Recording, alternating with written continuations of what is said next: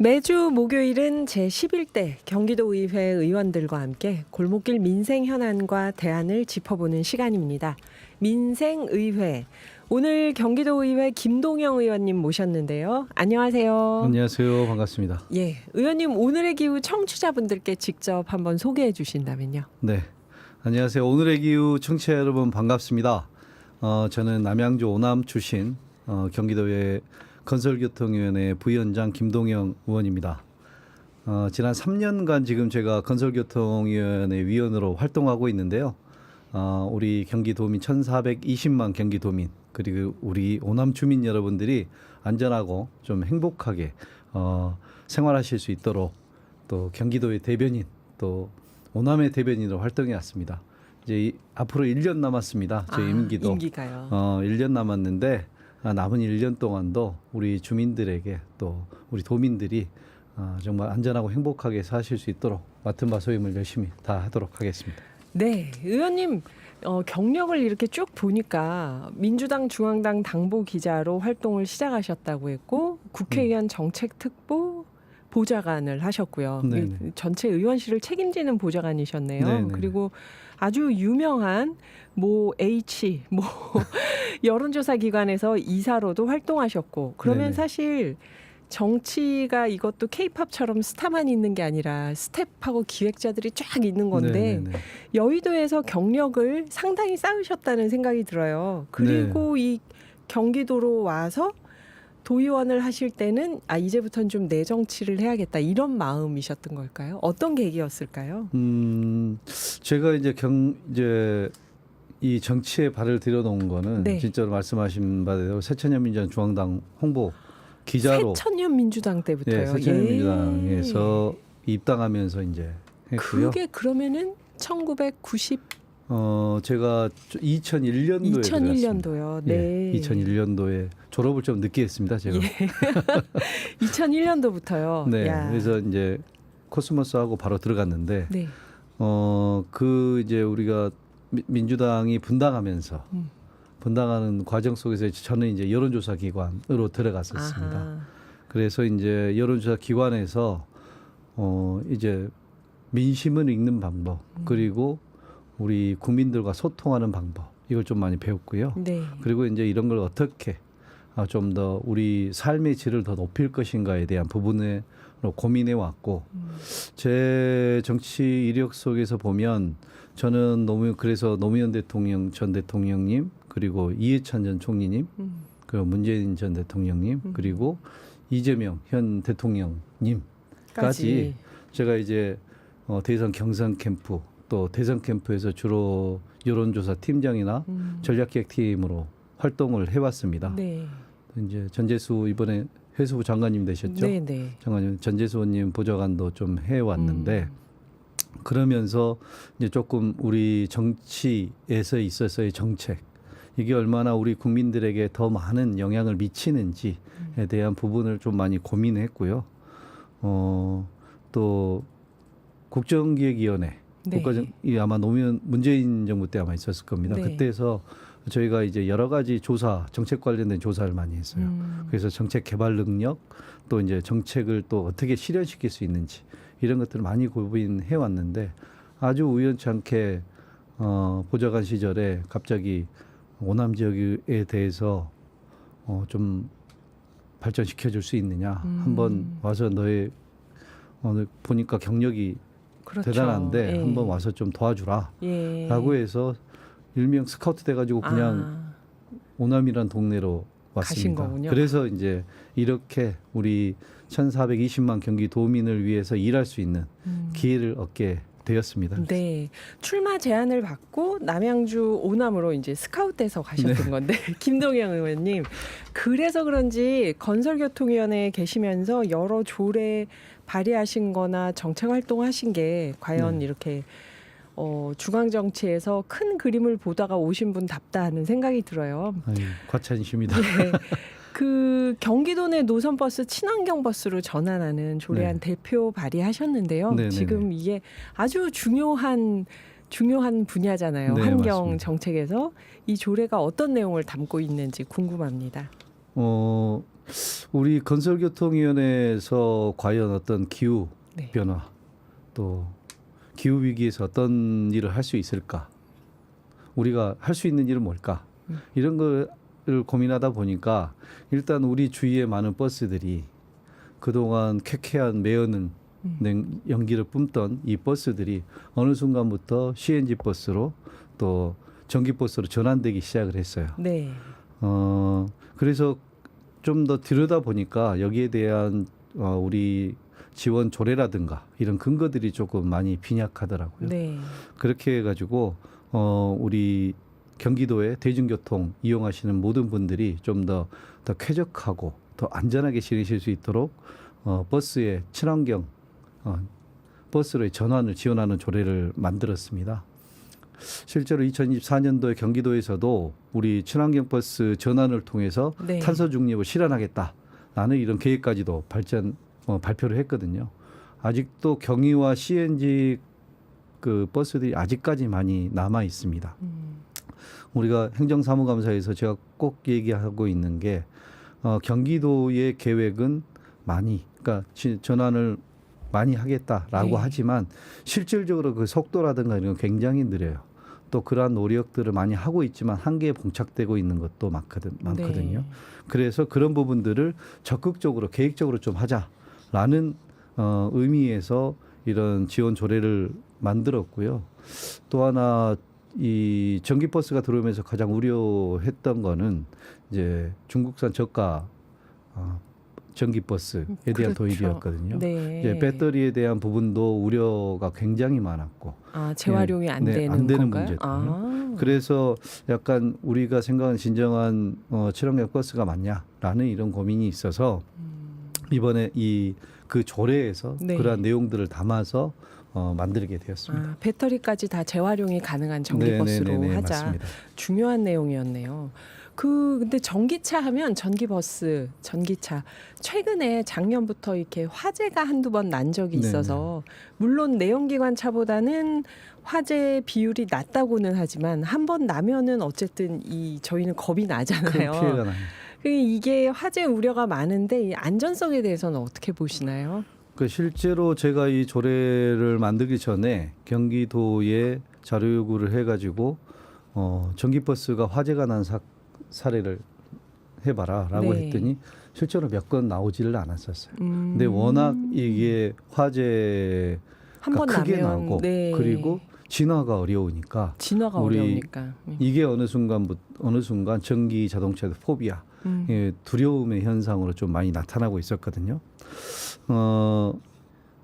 그렇기 때문에 우리 경기도도 이 전기버스 친환경 자동차의 전환을 함에 있어서 네. 이런 화재에 대한 대비 또 반드시 해야 된다라고 해서 그 조례에 경기도에서 이런 노선버스에 대한 친환경차 전환 기본 계획을 수립할 때 반드시 화재 예방 시설 구축을 할 수 있도록 지원하는 계획을 수립하도록 이렇게 명시해놨습니다. 네. 또 이제 그렇게 더 중요한 거는 이제 좀 예산을 확보하는 거잖아요. 그래서 버스 차고지 내에서 친환경차 이 화재 예방 시설 구축비도 경기도에서 지원할 수 있게끔 이 근거를 좀 마련해놨습니다. 네. 그렇게 해가지고 이제 우리 경기도민들이 조금 화재 예방이나 이런 부분에 있어서 조금 근심 안심하고. 걱정 좀 안심할 수 있도록 네. 이렇게 조례 내용을 담은 것이 사실입니다. 네. 그래서 경기도 노선버스의 환경 친화적 자동차 전환 지원 조례, 이 의원님이 대표 발의하신 이 조례는 그냥 단순히 기존의 내연기관차를 전기차나 수소차로 바꾸자만 있는 게 아니고 전기 차량 자체도 배터리까지 재활용이 가능해야 된다. 네. 그리고 화재도 예방 시설을 충분히 잘 설치하고 모니터링하고 하면서 막을 수 있도록 안전성을 높일 수 있도록 해야 된다. 맞습니다. 그 전기차나 친환경 자동차라고 하는 우리가 생각하는 또 네. 경기도가 생각하는 일정 기준을 세우고 그 기준에 차는 차들을 갖다가 우리가 기본 모델로 네. 기준 모델로 삼고요. 그 기준 모델을 회사들이나 지자체에서 구입을 할 때 이런 기준에 맞는 차들을 구입할 수 있도록 권고하는 내용을 네. 담고 있는 거죠.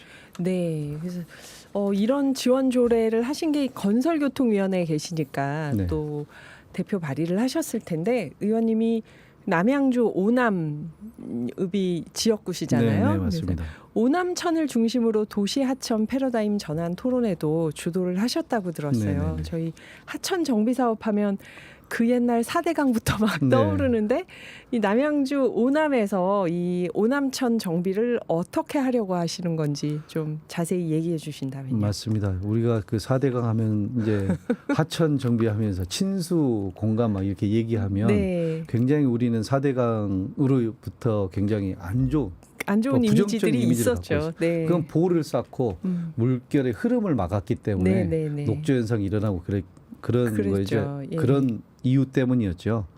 근데 이제 실제로 우리 주변에 들어오다 보면 우리 오남읍은 불과 출장소에서 네. 10년 만에 읍으로 승격한 굉장히 인구의 증가가 빠른 동네입니다. 정말 빨라네요. 예. 10년 만에 5만이 넘을 정도로. 또 이제 지금도 대규모 아파트 한 3,400세대가 건설되고 짓고 있어서 있는 거. 예, 인구가 계속적으로 증가를 할 텐데 뭐 교통도 교통이지만 제일 문제가 우리 주민들이 쉴 곳이 없어요. 여가 생활을 보낼 수 있는, 운동할 수 있는 곳. 네. 이런 휴식 공간이 부족하다는 말씀을 정말 많이 했습니다. 그래서 우리 주민들의 수건 사업이 제발 이 오남의 젖줄인 오남천을 좀 하천 정비를 좀 해줬으면 좋겠다. 끊임없이 얘기를 해가지고 제가 얘기를 들어보니까 네. 이런 경기도의 지방하천 정비 마스터 플랜에 포함되어 있지 않았어요. 그래서 제가 이제 건설교통위원회에 있으면서 우리 주무부서인 하천과와 그다음에 건설국장 우리 추운 겨울에도 저희 동네로 불렀습니다. 그래서 손잡고 그 하천을 돌아다 보면서 오남천을 보세요. 여기 얼마나 지저분하고 낙후됐고 주변에 인구는 살 계속 것도, 들어오는데 예. 이곳을 좀 한번 하천 정비 사업 해야 되지 않겠느냐. 몇 차례를 했고 남양주 시도 하천 과장님하고도 소통을 하고 이번에 또 경기도 하천과장과 소통을 해가지고 이 왕숙천에서부터 오남 이 호수공원까지 약 4.5km 정도 됩니다. 오남천을 중심으로 해서 거기에 우리 주민들이 쉴 수 있는 공간을 만들자. 지방하천 정비 사업을 통해서. 네. 그렇게 해서 지금 얼마 좋은 얘기들이 지금 계속해서 되고 있고요. 네. 제가 만약에 가능하다고 한다면은 아마 올해 포함이 되면 내년부터 바로 좀 예산 작업해가지고 지방하천 정비 사업을 시행할 수 있도록 이렇게 할 생각입니다. 네. 이게 여가 휴식 공간도 되고 또 홍수나 가뭄을 예방하는 맞습니다. 차원에서도 있고 오남읍 주민들이 굉장히 좋아할 만한 정책이라는 생각이 드네요. 또 한 가지 보행 약자들을 보호하기 위한 조례안도 대표 발의하셨는데요. 이거는 어떤 내용일까요? 현재 우리 그 교통사고 분석 시스템에 따르면요. 네. 2024년도에 어린이 교통사고는 약 2,606건에서 약 18건이 감소했습니다. 네. 반면에 이제 노인 보행자 이 교통사고는 그 전년 대비해서 약 380건이 증가해가지고 11,301건으로 조사됐거든요. 네. 그러니까 이 노인들에 대한 노인 보행전 사고율이 굉장히 높아지고 있는 상황이에요. 네네. 그래서 노인 인구도 늘어나고 하니까. 있지만 네. 반면에 이제 2023년 말 기준으로 해서 경기도 내 어린이 보호구역은 약 3,830개소입니다. 네. 그런데 뭐 노인이나 장애인 보호구역은 뭐 505개소, 또 장애인 보호구역은 약 37개소에 불과합니다. 네네. 그러니까 우리가 가장 중요한 게 편리성도 중요하지만 이런 보행약자들을 보호하는 것들, 네. 어린이, 노인, 그리고 장애인들 이 부분이 굉장히 저는 중요하다고 생각을 하거든요. 네.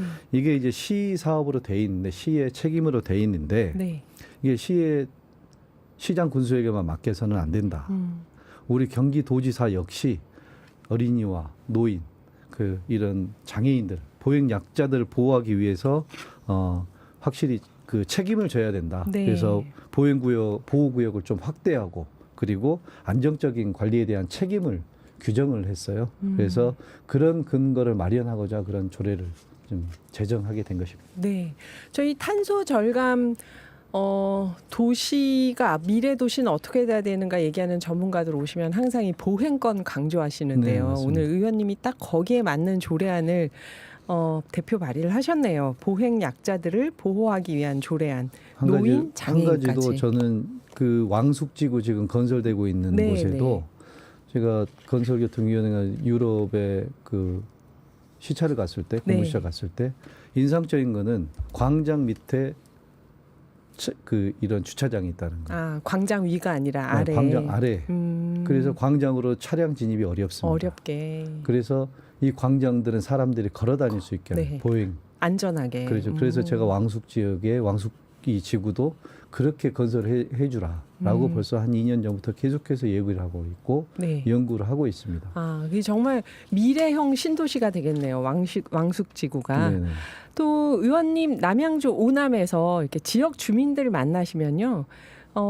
가장 많이 얘기하는 민생 현안이 뭐가 있을까요? 일단 제일 우리 주민들께서 얘기하는 거는 제일 필요한 거는 교통 부분입니다. 또 일단 저희들이 뭐 지하철 4호선이 들어오긴 하지만 아, 4호선, 오남까지요. 네. 4호선 배차 간격도 매우 길어요. 이 부분을 좀 해소시켜 달라. 네. 근데 우리 경기도에서 이미 조례가 하나 올해 통과가 됐거든요. 네. 이렇게 열차들을 구입할 때 도에서 좀 지원할 수 지원을 있다 해서. 할 수 있는 지원 근거를 좀 마련하고 있어서 더 그 많이 부분- 다닐 수 네네네. 있게. 차량 구입비가 굉장히 많이 들거든요. 네. 그래서 그런 부분들 좀 앞으로도 좀 할 거고요. 그리고 이제 98 국지도 같은 경우도 이제 입체 교차로 공사를 하고 있는데 네. 이 공사 업체에 문제가 있어서 좀 늦어졌습니다. 그 부분 신속하게 할 수 있도록 하고 있고요. 제일 중요한 건 지금 4호선과 8호선의 연결입니다. 우리 오남 주민들도 4호선 타고 별내역 가서 별내역에서 8호선 타고 강남으로 갈 수 있는 그렇게 되면 굉장히 빠르게 우리 오남 주민들도 도심과 강남, 연결이 되는. 연결할 수 있겠다라는 예. 부분이고요. 또 하나는 저는 이제 계속해서 반대에 부딪혔지만 오남 도시에 대한 발전 비전 계획을 좀 수립했으면 좋겠다. 네. 시에다가 그렇게 얘기를 했지만 시에서 형평성에 문제가 있다. 오남만 그렇게 할 수는 없다. 네. 예. 아니 제가 국비를 가져다 드리겠다. 도비 가져다 드리겠다고 절대 안 한답니다. 저는 이건 반드시 해야 된다고 보고요. 그렇게 해서 난개발을 막아야 됩니다. 그리고 계획적인 도시로 좀 개발을 해야 되고 네. 이 자리를 빌어서 정말 제가 한 말씀을 꼭 드리고 싶은 게 있습니다. 최근 들어서 우리 남양주시에서 우리 오남 호수공원에 있는 네. 산림에 대한 보호구역을 해제해달라는 주장을 누군가가 지금 하고 있어요. 네. 시의회에서 그런 발언을 했다는 얘기를 제가 들었거든요. 네. 저는 이 오남 호수공원은 남양주의 8경 중에 하나입니다. 우리 지역 주민들이 정말 3, 40분 편안히 걸으면서 가족들과 시간을 보내는 또 운동할 수 있는 곳이고 조용히 정말 주말을 편안하게 보낼 수 있는 장소거든요. 네. 근데 그 앞에 있는 산림보호구역을 해제하고 산을 깎겠다. 그리고 거기를 카페나 이런 것을 만들겠다. 사유주의이기 때문에 그 사람들에 대한 재산권을 인정해야 된다고 하면서 산림보호구역 해제를 주장하고 있는데 저는 이 자리를 위해서 강력히 반대합니다. 네. 이 공간은 오남호수공원 그리고 오남호수공원 앞에 있는 산림은 우리의 것이 아니라 미래를 위해서 남겨둬야 됩니다. 우리 헌법에도 그렇게 나와 있어요. 네. 공익을 위해서 개인의 사유권은 권한이 제한할 수 있습니다. 공익에 의해서는 맞습니다. 네. 저는 이 자리를 위해 다시 한번 그러한 시도와 그런 시도들은 반드시 제가 제 정치 생명을 걸고도 저는 막아내겠다. 반드시 말씀드리고 오남 호수공원을 완전하게 보호하는데 앞장서겠다라는 말씀을 드리겠습니다. 네, 저희가 탄소를 가장 많이 흡수하는 곳을 산림 지역으로도 꼽기 때문에 네네. 의원님이 말씀하시는 그게 또 탄소 배출을 줄이는 환경 정책으로도 일면 이유가 있다는 생각이 드는데요. 자, 그러면 의원님께서는 그 민생 정책 지금 네. 막 뭐 어렵다, 경제가 어렵다 여러 가지 얘기가 있는데 가장 시급하게 해결이 필요한 민생 정책은 뭐라고 생각하시는지요? 제일 필요한 게 그래도 경제겠죠. 경제죠. 지난번 네. 이제 대선 때 우리 지역을 우리 오남 지역을 뚜벅이 요새를 하면서 정말 걸어다니면서 네. 정말 많은 분들을 만났어요. 경제를 살려달라, 지역 경제를 좀 활성화시켜달라 이런 얘기를 정말 많이 하셨고 상인분들은 정말 눈물을 흘리셨어요. 저는 가장 필요한 게 내수 활성화 그리고 지역 경제 활성화를 위해서는 지역 화폐가 활성화돼야 된다고 생각합니다. 이번에 우리 지원금 나오는 것도 지역 화폐인가요, 의원님? 맞습니다. 지역 화폐로 나올 수 있습니다. 네. 예. 그 또 얼마 전에 지금 지역화폐법이 네. 통과가 됐잖아요. 법사위 국회에서요. 소위 네. 통과됐어요. 현재 뭐 지방자치단체에서 발행하고 있는 이 지역화폐에 대해서 국가의 행정이나 재정적 지원을 의무화하는 내용인데요. 저는 지역화폐 활성화 측면에서 굉장히 바람직하고 빨리 들어와야 된다라고 생각하고요. 네. 국회에서 빨리 처리해 줬으면 좋겠습니다. 네. 저도 이제 그런 게 있습니다. 작년에 우리 청소년 교통비 지원 사업이라고 있거든요. 네. 그 사업을 갑자기 주민들이 현금을 해달라 막 이렇게 지원해다 바꿔달라 우리 환급을 해주니까. 네. 근데 그래서 어느 순간 환급을 조금 했는데 거의 한 90몇 % 정도는 그런 의견이 없어요.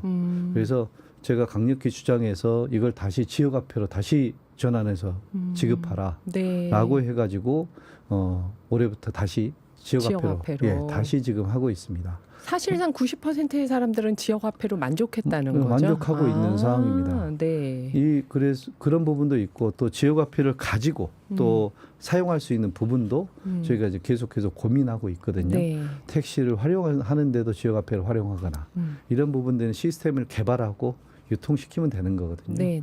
네. 이게 지역에 있는 민생을 좀 더 살리고요. 우리나라 경제를 발전시키는 데에는 이 지역화폐만한 것이 없다라는 생각을 하고 있습니다. 네, 지역에 돈이 돌게 하려면 지역 화폐를 해야 된다 이런 말씀도 맞습니다. 이해가 됩니다. 자, 의원님께서 올해 하반기 이제 7월인데요. 하반기에 중점적으로 추진하려는 새로운 정책이 있다면 뭘까요? 기대가 됩니다. 지금까지 하신 얘기를 들으니까. 네. 실은 제가 이제 우리 동네에 물류창고 문제가 심각해가지고 남양주예요. 네. 물류창고 문제를 아마 제가 최초로 막 문제 제기하고 했었을 것 같아요. 그래서 경기도 물류창고 난립으로부터 안전한 정주환경 조성을 위한 관한 조례를 제정을 했어요. 네. 근데 그 내용에 조금 더 부가적으로 포함시킬 것이 있다라고 해서 이번에 좀 일부 개정 조례안을 좀 준비하고 있는데요. 네. 저는 이게 우리 도민과 물류가 상생하기 위해서 한 겁니다. 같이 물류 산업을 저해하고자 이런 조례를 만들어 놓은 게 아니라 네. 우리 도민도 안전하게 살고 또 물류로부터 얻는 이익을 그 생활을 향유하고 반면에 좀 더 안전하게 운행할 수 있도록 이런 조례를 개발한 건데요. 네.